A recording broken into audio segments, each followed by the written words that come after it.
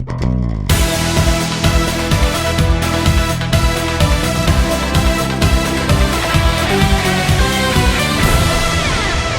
concept de la livraison express en Europe a un succès explosif. Et ici, le besoin est d'autant plus grand de la livraison express à cause des embouteillages. Pour tous ceux qui travaillent dans des zones commerciales, le midi, c'est impossible d'en sortir. On se retrouve à manger toujours la même chose. Un constat qui était aussi hyper important pour le développement de Deli Resto, c'est que les Martiniquais sont très bien équipés en termes d'Internet. 77% des Martiniquais ont Internet et 60% des Martiniquais ont des smartphones. Donc c'était une condition importante pour le succès de Deli Resto. Ce qu'on a développé du coup au sein de Deli Resto, c'est tout un dispositif qui permet de mettre en relation de manière totalement autonome, automatisée, le consommateur, le restaurateur et le livreur. Le principe de Deli Resto, c'est qu'on met un site internet à disposition du consommateur, mais pas seulement un site internet, des applications mobiles, iPhone et Android, qui sont disponibles ici à partir du site. Et à partir de ces applications et de ce site, on peut choisir de se faire livrer sur des communes et des zones délimitées dans les communes. La première chose à faire quand on arrive sur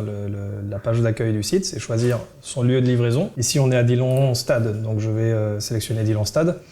Et en choisissant le lieu de livraison, le site va aller récupérer automatiquement la liste des restaurants autour de la zone de livraison qui desservent cette zone.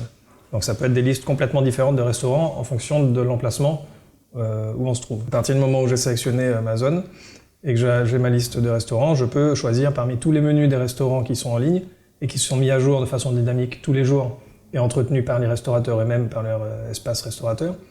Là, je peux passer ma commande. Il y a tous les menus qui s'affichent du restaurant avec les salades, les desserts, les boissons, ainsi de suite. La particularité de ce type de restaurant et de ce type de menu, c'est que ce sont des menus à composer soi-même et des produits, des plats à composer soi-même. Donc on n'est pas fixé avec un plat tout fait qu'on commande et qu'on se fait livrer.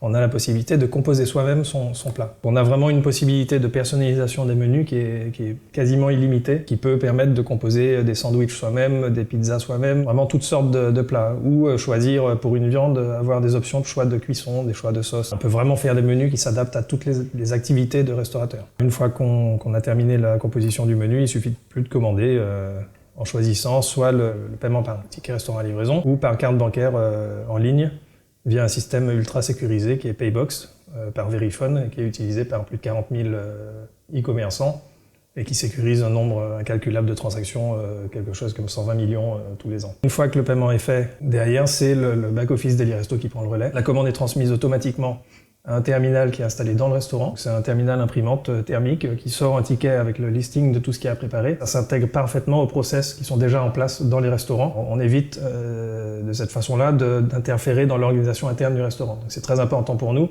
de pouvoir aller voir un restaurateur et lui dire vous pouvez intégrer Deli Resto sans rien changer à ce que vous faites aujourd'hui. Et du jour au lendemain, vous avez un service de livraison à la pointe de la technologie et ultra performant, sans avoir investi un centime, sans avoir de personnel, de matériel, d'assurance, etc.